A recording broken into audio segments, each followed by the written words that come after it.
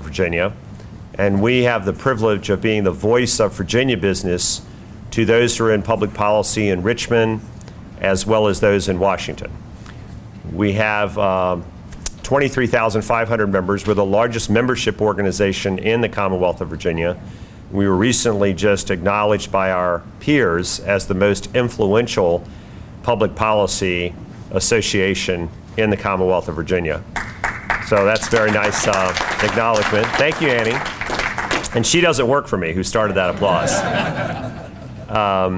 We also, with the support of our board, had the privilege of putting together a foundation this year, and with the support of corporations, who I'll acknowledge in a few minutes, had the privilege of issuing the first economic profile of the Commonwealth, focusing on big issues of economic competitiveness that will prompt thought-provoking public policy discussions and ultimately things we advocate for. And I'll speak a little bit more about that in a minute, but for the purposes of giving you a welcome, I would like to thank very much the President and CEO of LMI for hosting us today, and ask him, Nelson Ford, to come forward and say a few words. I'll make a few other acknowledgments, and then we'll get on to the main program. But please join me in thanking LMI for their hosting us today. Nelson. Thank you very much for being here this morning. It's a beautiful spring morning in December in Tysons Corner. And welcome to our new building. We've been here about 11 months, and we built this space particularly to share with our clients and our friends a nice public meeting space. And we found it's heavily subscribed, and we really are happy to have you here. And I do want to say about the Virginia Chamber of Commerce, it is a remarkable organization. It forms a platform for comedy in Virginia, where the interests of urban and rural, of the northern and southern Virginia, of the mountains, the valley, and the coast, all come together working for a common purpose. And I think it's a great organization. We're really pleased to be part of it. And so let me turn it back to Barry. Thank you very much, Nelson. Thank you so much. I also want to acknowledge a few of our board members. Coincidence, not only the chairman of LMI, but a past chairman of the chamber. And I'll acknowledge all of them and ask them to at least raise their hands, and then we'll ask you to applaud them. But a person you all know well, who's chairman of LMI, Mike Daniels. Thank you, Mike, for your support for us. I also want to acknowledge our chairperson for this year, COO of Alliance Science and Technology, Stacy Mindler. Stacy, I know you're somewhere. There you go. Thank you very much. And also Linda Decker, who's the CEO of the Flory Small Business Center. Linda, thank you very much for being here. And I thank all of our board members. I also want to thank Delegate Ken Plum for being here. And I know Ken came to see me, but he also came to see this building. But Ken, let's give all of them a round of applause. Thank you very much, Ken, for being here. I also want to say that we have a relationship. I'd say we have a cousin relationship with Lead Virginia. Susan Horn is the CEO, and Susan, if you'll raise your hand, see her afterwards. It's a phenomenal program that's celebrating its 10th year in Virginia. And actually, about 50 persons a year participate in Lead Virginia, and they go all over the Commonwealth and learn about the Commonwealth of Virginia, meet with all the Commonwealth leaders and all the regional leaders, and it just provides a tremendous platform for developing leadership in the Commonwealth, and they are enrolling for next year's class. So Susan, we want to promote, is the website Lead Virginia? leadvirginia.org. So just jot that down. If not you may have an executive that you want to be exposed to the Commonwealth of Virginia. I know our General Counsel and Vice President of Public Affairs just finished the class. We're hoping to put someone else in the 2016 class. And we just believe that things happen because of leadership. And we want to expose as many Virginia business people to leadership opportunities and the Commonwealth as possible. And this is a great program to do it in. Let me just also thank, and you'll see logos later, those who actually fund this foundation and this report you're about to see. You should have a copy of the State of the Commonwealth in front of you. It's our first economic overview. Dr. Cook will be joined here shortly after his introduction. But Dominion Resources and Altria and Huntington Ingalls Industries, which owns Newport News Shipbuilding in Virginia, Smithfield Foods Foundation, U.S. Trust, First Piedmont, Dixon Hughes Goodman, and Union Bank and Trust specifically. I want to thank them for this particular report. They were the investors in it. I also just want to say, before I ask Biff to come forward and make introductions, that we in the Commonwealth are one Commonwealth. We do identify ourselves in common with all of those who are within the political borders of this Commonwealth. And I have the privilege of representing over 23,000 businesses in Virginia. But equally as true, Virginia really grows and prospers not along political boundaries. Virginia grows and prospers along economic boundaries. And we need to, as the business community, help public policy leaders think about regional growth, regional development, and key components of that growth, whether it's connectivity by airports or highways, the intellectual capacity of our institutions of higher education and research and development, or investing in workforce training, or the pro-business policies that keep us competitive with other states and countries we compete with around the world. Those are such fundamental principles that public policy makers impact in the communities. We in Virginia are blessed to have a great foundation, consistently ranked as one of the top places to do business. But our economy does reflect those stimuluses within our economy. And you'll hear today from two economists, both kind of how Virginia is doing and how Northern Virginia is doing. But each of you play a role in this region. I want to thank you for helping shape this region and helping promote regional cooperation. I also want to thank Dr. Jerry Gordon, President and CEO of Fairfax County. He has helped co-host this event, and I'd like to ask Jerry if he would come forward at this time and just say a couple of words. And again, join me in thanking him for co-hosting today's event. Jerry? I'd shake his hand as well. Yeah, thank you. Good morning. Good morning. No, it was rhetorical. Good morning. Barry asked me to do about 20 minutes of jokes, but instead, I think what I'm, it's not true. I think what I would like to tell you is that the report you're about to hear and some of the statistics you're about to see, both for the region and the state as a whole, reflect the role of the Virginia Chamber of Commerce. Nelson spoke a moment about the vitality and the importance of the Chamber, but let me add to that the Chamber takes up business issues that are statewide as well as individual companies and regions within the state. And there's a certain commonality of issues, even when the specific application is different from one region to the next, the underlying core issues seem to remain the same. So having a statewide chamber is really an important thing. So for those of you who are already involved with the chamber, I would encourage you to become increasingly involved. And for those of you who are not, I would encourage you to become involved and see what you can do for the chamber, what the chamber can do for you. As we go forward, you will realize that the state chamber, the Virginia State Chamber of Commerce, wields enormous influence in Richmond. It's not apolitical, but it's politically neutral. And it's to our collective advantage to have Northern Virginia in those discussions and be part of the issues that are being debated in the Commonwealth, in the capital, particularly the so-called Holy City, which we now know is, of course, Tysons Corner. I'll start that fight.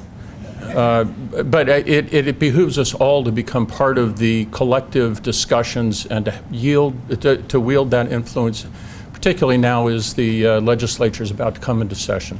So please consider being part of the chamber. Thank you, Jerry. Thank you very much. We really do endorse ideas. We are a lot of local chambers, or even the U.S. Chamber, endorse candidates. We endorse ideas and work with both sides of the aisle. Now, I know that we made a commitment to you. That commitment was if you came, we would have a time at 9 o'clock. So I was told our friends from the universities that they could speak as long as they wanted, but you all were leaving at 9 o'clock. So we're going to frame it that way. And I'd like to also thank my friends from Keel Point for sponsoring this morning's breakfast as well. My good friend Biff Pusey is here. He is an advisor at Keel Point. I think they're a unique organization in that I found that rather than talking about how to invest your money, they talk about what's important to you, what's your mission, vision, and values for your family, and I've found them to be very helpful in some estate matters as well. But Keel Point is a company based here in Tysons Corner. Biff Pusey is one of their attorneys, as well as MBA and investment advisors. And I'd like to ask you join me in thanking Keel Point and welcoming Biff, and he's going to introduce our keynote speakers. Biff, please come forward. Thank you. Thank you very much. Thank you, Barry. Good morning. It's good to see so many of you out early. During the holiday season, many of you, like me, have been out late at holiday parties every single night of the week, and it's hard to get up, so hopefully there's plenty of caffeine in the room. Thank you, Barry. Thank you to the staff and to the board of the Chamber for what you guys are doing. Your work, as well as the commissioning of this report, shows that they really have established themselves as the voice for Virginia businesses. So I echo the earlier comments, join and be a part of what we're doing here.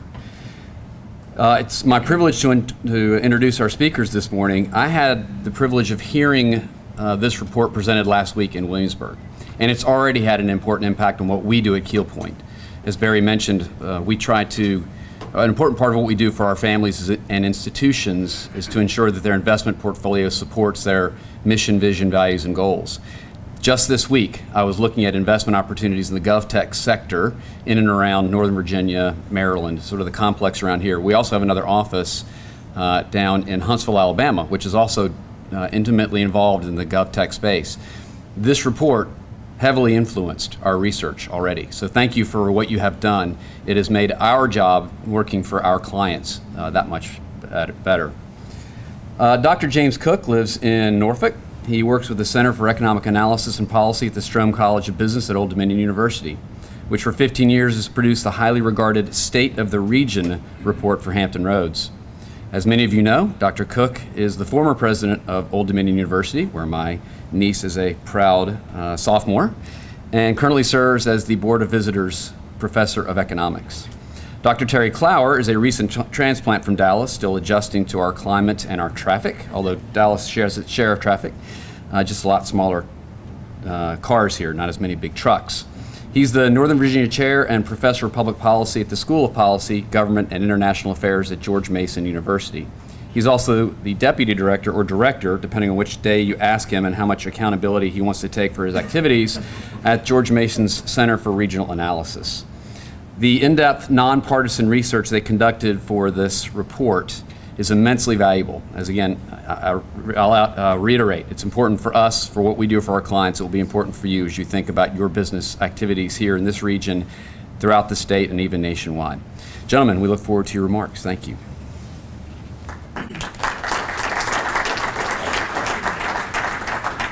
Well, good morning. It's a delight to be here and to talk about the state of the Commonwealth.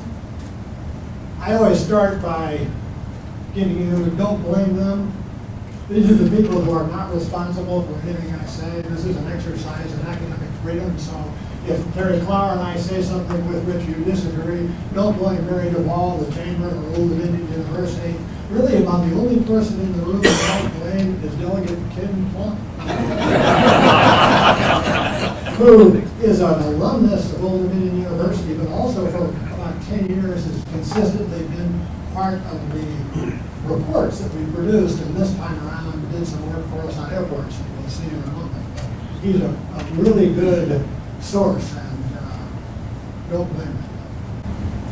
These are some people who are generous donors privately to the kinds of things we do at the center, and then Barry showed you these logos. Without these kinds of people, we wouldn't be here today, and this wouldn't happen. So if you see any of them, pat them on the back, because they're very important people to what happens.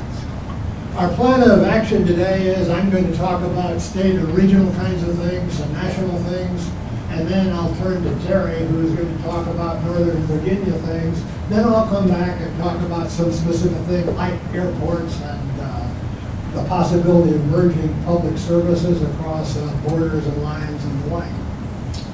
This, of course, is a takeoff on, if you can make it here, you can make it anywhere in New York City. As you'll see in a moment, the numbers are a little bit different. It's better to be a Virginian than to live in Manhattan if you're the typical household. If you think of the median household, the 50th percentile household, so that half are below, half are above, real income, the money you can actually spend after you take into account the cost of living, it's higher in Virginia than it is in Manhattan or any of the other boroughs. So I want to show you some interesting numbers. This might be a little bit difficult to see, but here's Virginia. This is the median household income in 2013. Here's our cost of living, and here is the spendable income. This is what you can really buy. Now, you'll notice that Northern Virginia does pretty well up here. Right at the top is Loudoun County. Loudoun County has the highest really spendable income. You can buy more with the typical income being earned out there than any other place within the Commonwealth. But you have to go all the way down here to get to Manhattan, all the way down here to get to Philadelphia. This is not such a bad time, I think you would agree, to be a citizen of the Commonwealth. The incomes we earn here go further than they do in most other places within the country. Here's the New York City comparison. One of the reasons Brooklyn does so badly, of course, is it has a cost of living of 188. That almost speaks for itself as to why the typical household there isn't better off. Some years ago, I sent this analysis to the New York Times, and they were not interested in publishing it. So it's a good time to be a Virginian. What about income inequality? Well, economists measure this with something called a Gini coefficient. If we all had exactly the same income, the Gini coefficient would be 0. And if only one person, maybe Donald Trump, had all the income, then the Gini coefficient would be equal to 1. So it varies between 0 and 1, and the higher it is, the less equal income distribution is. So here's Virginia. Okay, here's New York City. You can see that incomes here are very unequally distributed. Okay, and then you can see some other places here like Arlington County and Fairfax County and so forth. And here's Loudoun County. Not only are lots of people earning lots of spendable income in Loudoun County, incomes are more equally distributed there. Everybody's doing well. Okay? So this is an interesting graph, and it's in the report because it's a little bit small here and tough for you to see. Let's now talk about sort of the general economic climate. The last few years haven't been very good for Virginia, and even not so good for Northern Virginia, although as you'll see in a moment, things have really begun to turn around. And the villain in all of this is the federal government in terms of spending. We are very, very sensitive to federal spending levels and defense spending and the like in Virginia, much more so than most other states. But if you look at growth rates, in 2014, Virginia basically didn't grow at all. Once you take out inflation, growth was 0.02%, whereas the U.S. was 2.4%. Now, there used to be a world in which we lived in which Virginia's growth rate was always a little bit higher than the national growth rate. But now, pretty consistently over the last few years, we've been a percentage point or two below the national rate. And the reason for this is lower federal spending and sequestration, or at least the major reason is. If you look at 2009 to 2014, here are two college towns at the top. Here's the United States, and then we sort of go down from there. And if you look at Washington, D.C. as a metropolitan area, only growing 1% in real terms over that period of time. Things are getting better now for sure, but we didn't do very well coming out of the recession, especially because of sequestration. Yesterday I was in Roanoke, and in a week or so I'll be in Lynchburg. Those are a little bit more difficult numbers to talk about in locations like that because they haven't really been doing well. So a lot of inequality in terms of what's happened since the Great Recession. This is a leading economic indicator produced by the Philadelphia Federal Reserve. And the dark blue line is Virginia. You can see it's really trending upwards. and we're getting pretty close to where those other states are. Those other states we selected because they're defense-heavy states. They're states that are very dependent upon the same kinds of things we are, and things are really looking up for us. But the slowdown, as you're going to see in a moment, is really pretty well tied to federal spending. Our economy in Virginia is not as diversified as many others. Here's, I think, a slide that tells us almost better than anything else what's been happening. This is the Virginia share of total federal spending. You can see that percentage has been trending downward. Basically, over the last roughly 5 years, 5 fiscal years, we've lost about 20% of the federal government's input to the Commonwealth's economy. That's a big hit, folks, and that's why we've felt the kinds of things we have.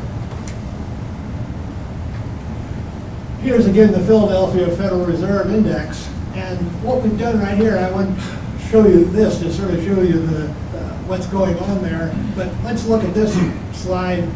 These are the real growth rates that the index predicted for us, and their index at the Philadelphia Fed is based upon essentially what happens in other states and what they would usually expect to happen. But here's what actually happened. And the difference between these two is essentially the effect of the decline in federal spending. So if you want to get sort of a feeling for what that cost us, it costs us a couple percentage points. A couple of percentage points lower real growth in Virginia because of declines or stagnant federal spending. Now, if you look at Virginia coming out of the recession, it took us 79 months to recover all the jobs we lost in 2008, 2009. The U.S., it took about 76 months, and Terry, the number for Virginia, Northern Virginia is about 60 or something like that. It is lower.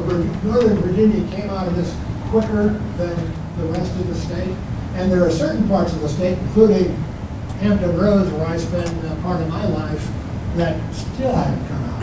They still haven't recovered the jobs. Hampton Roads is 20 or 25,000 jobs below where they were in 2008. You look at unemployment rates, and here's Northern Virginia on the right side, you can see that the unemployment rate now in 2015 is roughly 1/2 of what it was in 2009. So unemployment rates are going down, but as many people have learned, unemployment rates are a little bit deceptive now because at the same time unemployment rates are falling, labor force participation rates are falling. People are dropping out of the labor force in rather larger numbers. That's a topic that probably next year we're going to address in greater detail in the State of the Commonwealth report, because it's a real problem to have people dropping out of the labor force who are in the prime working ages. And it's something that is happening across all ethnic groups and occupations, actually. Let's now pivot and talk a little bit about defense spending. Two major ways that the DoD affects us. One is by hiring people. And in Hampton Roads, for example, in the Norfolk area, there are 85 or 90,000 active duty military. There used to be 120,000, though, only about 10 years ago. The other way they affect us is by contracts. We're buying goods and services, and this is where Northern Virginia comes to the fore. About 70% of all the contract activity from the DoD in Virginia happens in Northern Virginia. So when that went down, you really got hurt, but this is also an area of great opportunity. Just before we were talking a little bit about cyber possibilities and cyber warfare and so forth.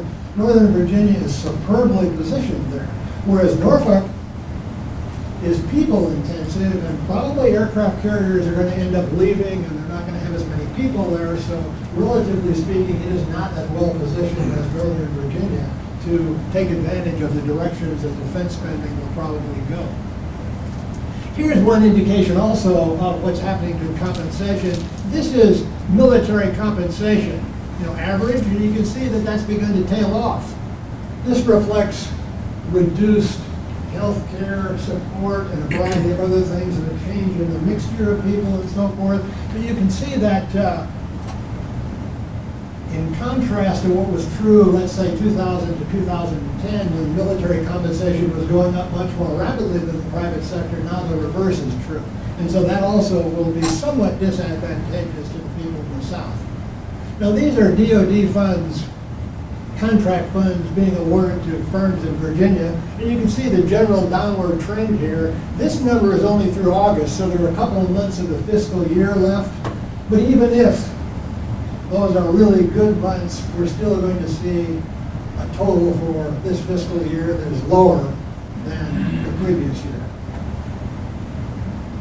Now, all of this relates to sequestration. This is what federal spending on defense would have been prior to sequestration. This is after sequestration, after they made the sequestration agreement. This is the first deal they made to diminish or lessen the impact, and this is the deal they just made a couple of months ago. You can see that those added back some fiscal thrust, and I can certainly see that, for example, at Hampton Roads. I'm sure you can see it in Northern Virginia. It's really made a difference. But here's the thing to look at. Over the next couple of years, we're basically flat. So it will be a couple of years before we see any significant growth in federal expenditures on the military inside the Commonwealth of Virginia. So that's not an especially bright thing, but basically we've sort of overcome that. This is a picture of the port, which is one of the bright things to talk about inside Virginia. The coin of the realm in terms of looking at activity at the port are DEUs, those boxes that you see going around in trucks, and you can see that the port's really handling many more. The recession hurt them, but they're really doing very well. They're actually on a cash basis making a profit now. This has been pretty good for them. And you might say, well, that's just a Norfolk thing. Well, not really.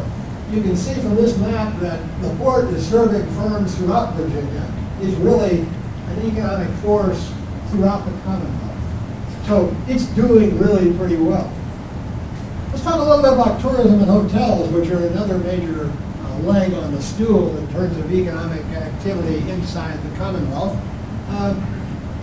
RevPAR is another very important measure because what it is revenue per hotel room. So it incorporates both supply and demand influences.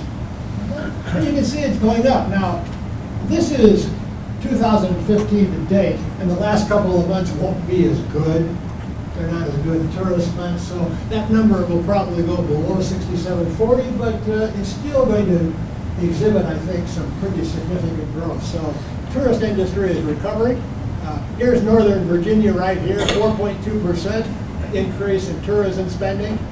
Okay, but here's Appalachia, 1.6, and so you can see again pretty uneven kinds of results in terms of what's happening in terms of tourism in Virginia. Again, let's shift gears and let's talk a little bit about residential housing. Let's go to the right side first. This is the United States. In 2005, housing prices were going up 11.3%. 2008, they're going down 5%. 2014, back up 5.6%. Now, on the left side is Virginia. Notice that the blue magnitude is much higher for Virginia. So when prices were going up, we went up more than the nation. But you can also see that the red is larger as well. When prices went down, they went down more in Virginia. And now they're recovering, but they're not recovering as fast in Virginia as the rest of the nation. So we've been more volatile in terms of housing prices than the rest of the country. These are Virginia building permits, which are a pretty good leading indicator of what's going on. And again, this is year to date, but even with a couple of good months at the end, we're talking about something that is well below where we were during the booming times of the past decade. So the housing industry is recovered, or recovering might be a better way to say it, but certainly not at the level which we'd like to see. Let me now turn to Terry, who is going to talk about Northern Virginia.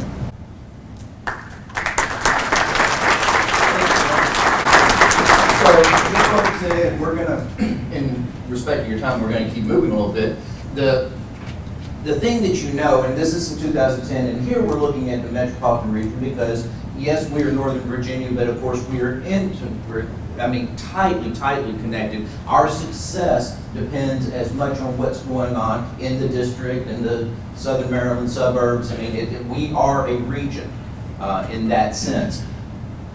Our region is, as was suggested earlier by Jim, very heavily dependent on federal government. Whether you're talking about federal employment or procurement spending combined, in 2010 it represented 40% of our economy.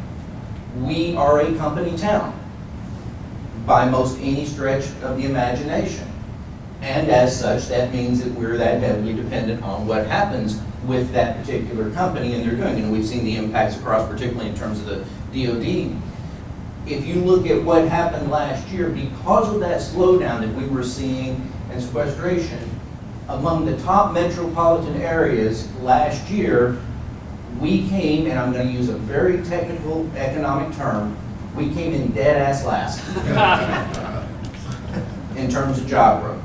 Now, if we fast forward this and look at some data that's, more recently, what we have seen is a real turnaround in what's been going on in Northern Virginia in this year.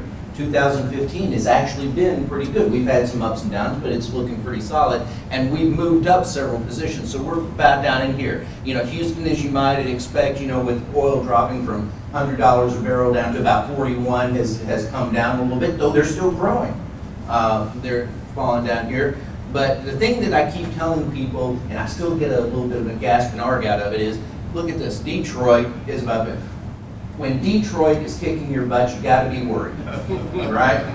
And so we have things that we need to do. Dr. Gordon and his other colleagues that are practicing economic development in this region know this. There is this communication that we are getting out about regional cooperation, about the need to look more globally for our business opportunities. Federal government jobs, this is one big piece of it. This has been on a pretty steady decline. And what we have seen, the good news for 2015 so far has been that the bleeding has largely stopped. We're not adding much. We'll get 1,000 gain this month and we'll drop a little next month. But I mean, overall, throughout 2015 to date, through November, we've been seeing basically just flattened out. So this attrition has been running down. But keeping in mind, these jobs that we're talking about average about $100,000 a year. So that's a lot. You talk about that spending capability, that's a lot that's coming out of the economy as these jobs go away.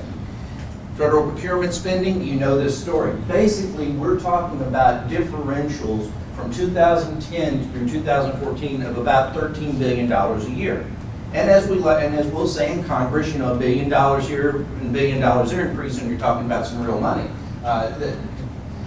We have some evidence, though, that this number in 2015 is really starting to kick up again. And that comes in the forms, actually that one's a little out of touch, we're seeing job growth. So this just takes us through September. You get there's more recent data, and I'll talk about that in a minute. But you'll see that 2015, and particularly led in professional and business services, is just where we largely get our procurement spending effect, has been pretty good. And I can tell you that if we added that next month, we'd see a nice little level about like that.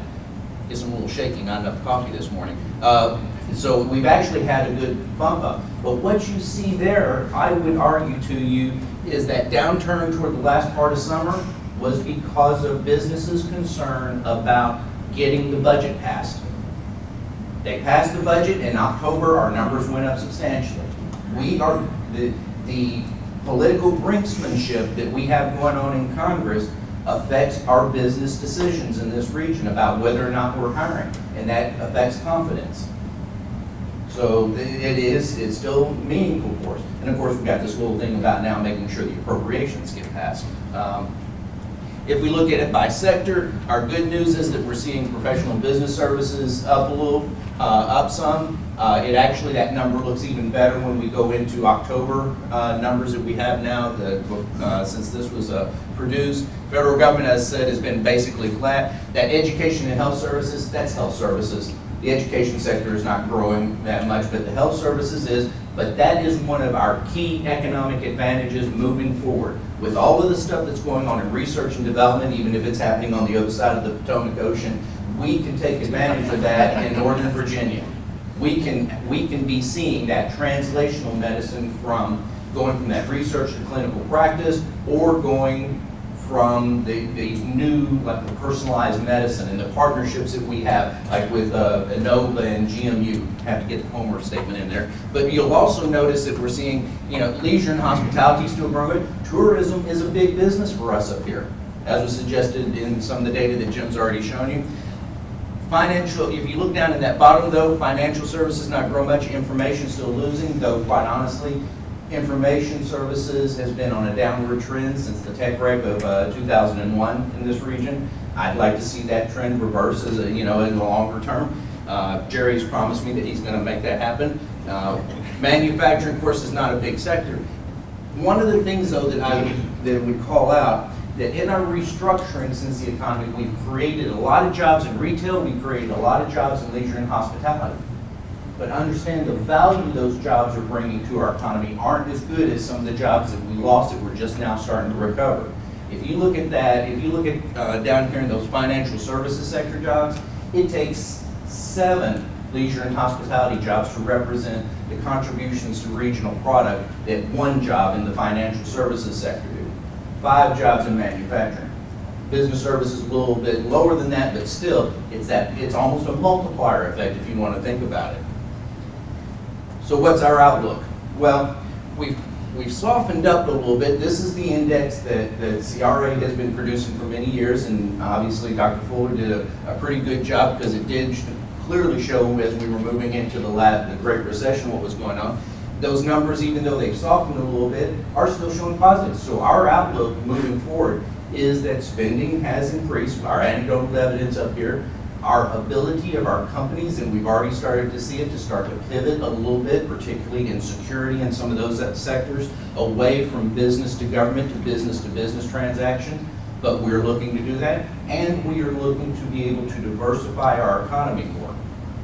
Going to do it through regional cooperation. We're going to do it by taking on many of the statewide economic development strategies. Governor McAuliffe has actually one of the best state economic development plans I've ever seen, and I've been doing this stuff for 25 years.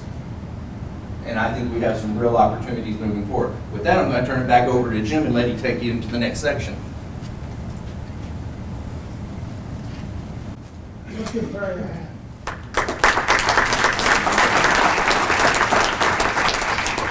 Terry and the people of George Mason have been really fun to work with, and they're very capable people. What are we forecasting? Well, look at where we are actually in terms of the United States. We think we'll end up at about 2.4% this year, 1.33% in Virginia. Here's where we think we are next year.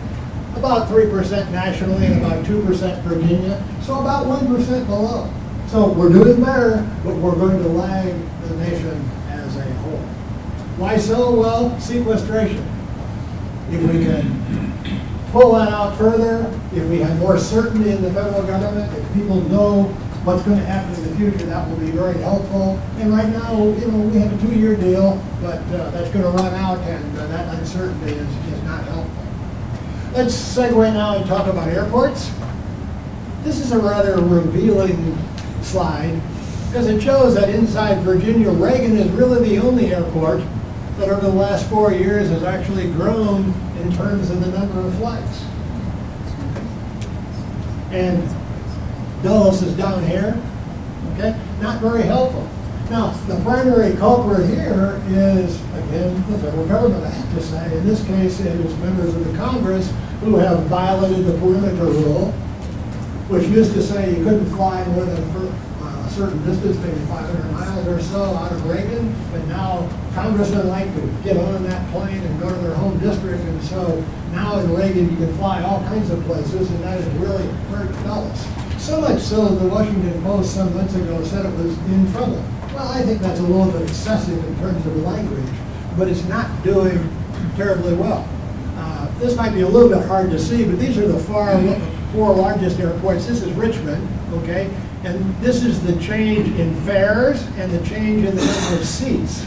We don't have as many seats out there, folks, because the airlines are consolidating, they're increasing their load factors, and they're making more money doing it, okay? And here's Norfolk, which is, a particularly bad example in terms of what's happening in terms of seats, and that directly reflects diminished defense spending.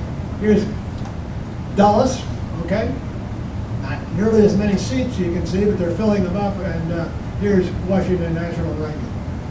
So I'll give you some notion in the largest airports in the state what's happening. If you look at the trends in traffic, you can see the pretty clear trend that Reagan is catching up, although BWI is larger than both now.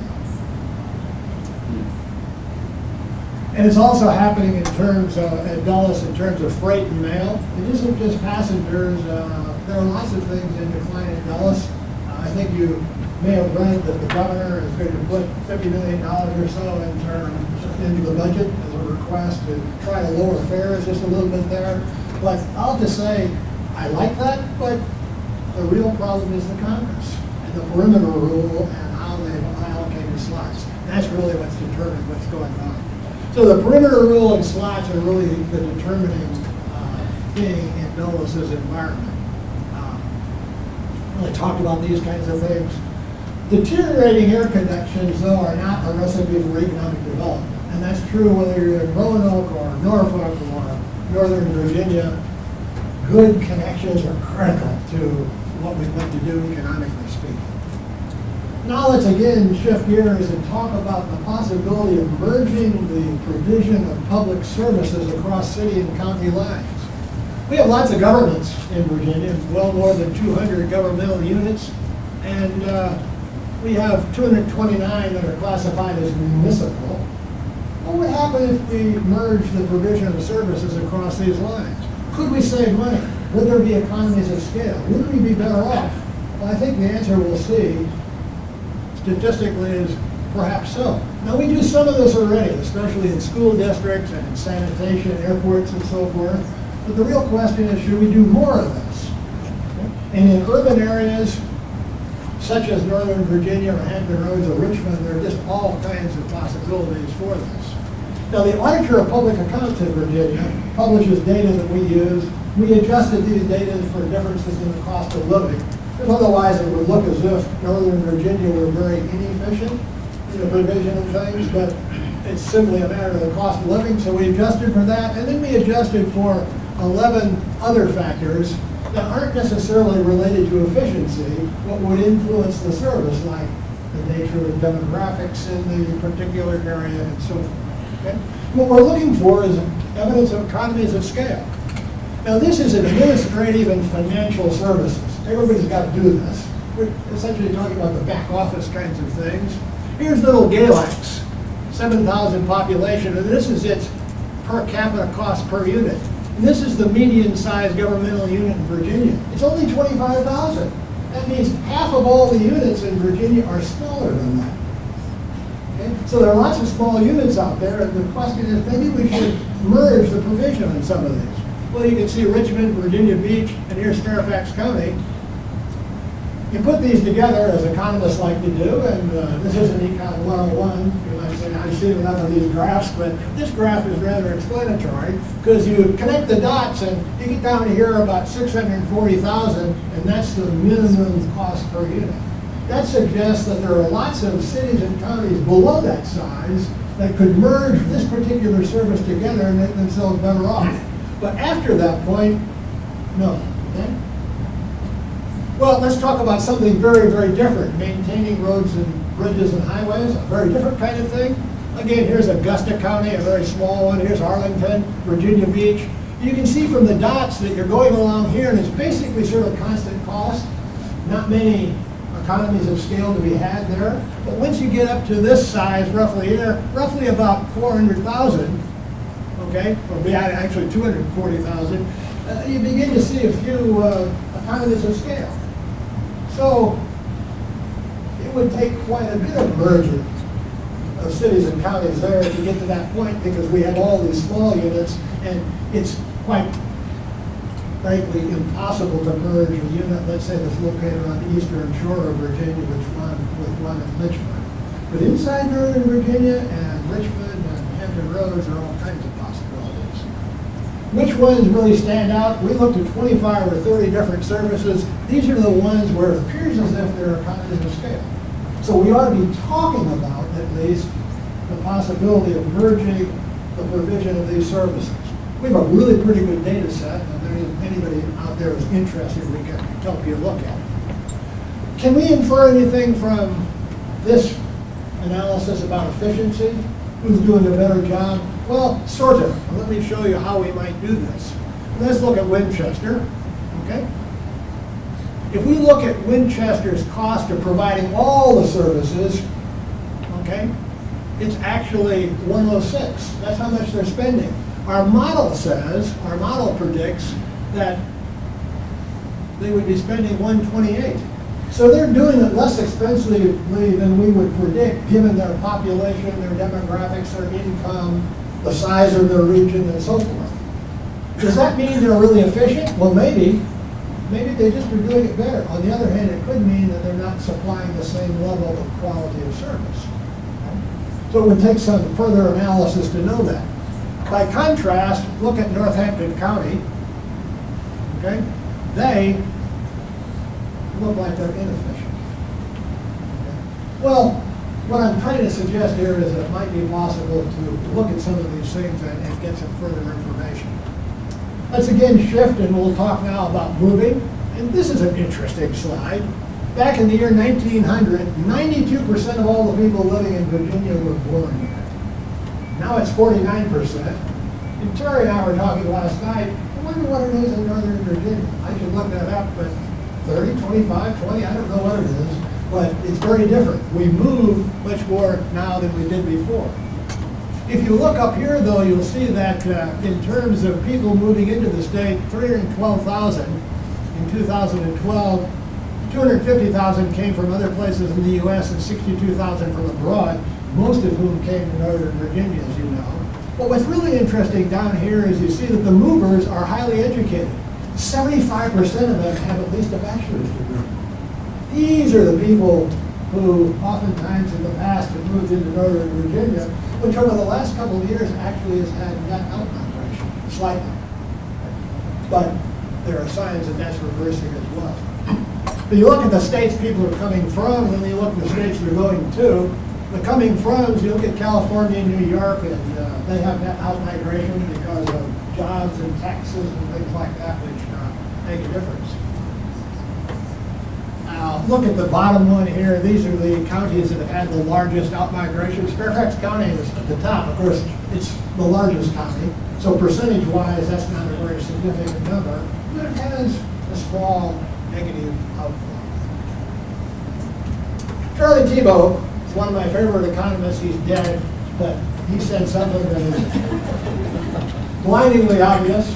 It is that people vote with their feet.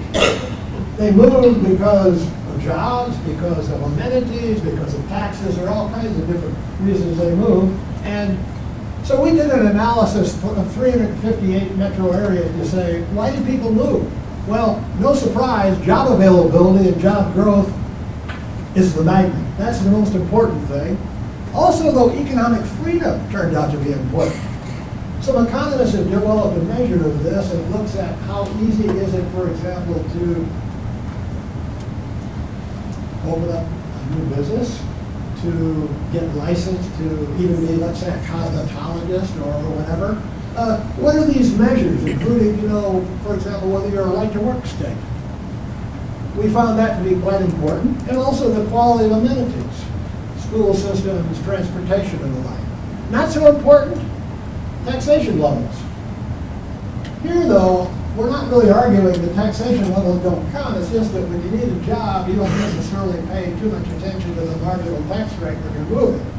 What you do look at, though, what businesses do look at over a 10-year time period, of course, is the level of taxes. And one should have gone back to this earlier. I have said this sort of out of order. This is the Economic Freedom Index. And the national average is 6.54. Richmond arguably has the greatest economic freedom in Virginia. You can see the D.C. area still above the average. That's a positive thing for us in terms of migration and the like. Many of you know the name Richard Florida. Well, I always comment that he sold more books than I have. But his particular variables don't explain much of anything. 5% of the variance in people moving from metro area to metro area are explained by his creative classes and all that stuff. Let's return to this taxation thing. New York State had a net outflow of individuals of 153,000 people in 2014. They can put all the ads they want on TV, say we're this and we're that, but people are repelled by tax levels and other kinds of things occurring there. I'm going to finish up by talking about small business within Virginia. Here I'm talking about businesses that are 10 employees or fewer. This particular graph shows the percentages of all businesses that are small.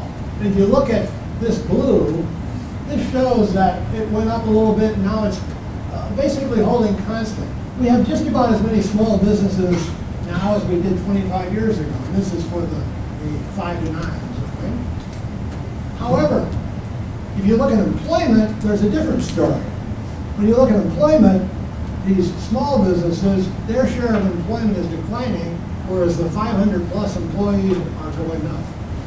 So whether we're looking at employment, or I could show you a graph that looks at payroll and things like this, the big businesses are becoming more important quantitatively in terms of what they're doing, their share of the pie, but small businesses are still out there. And all of this is happening within this kind of a rubric. This is a line that shows what's happening to startup businesses. We're not getting as many startups now as we used to. And I can show you a graph for Virginia. We can show graphs for individual metro areas. Startups have been declining in importance.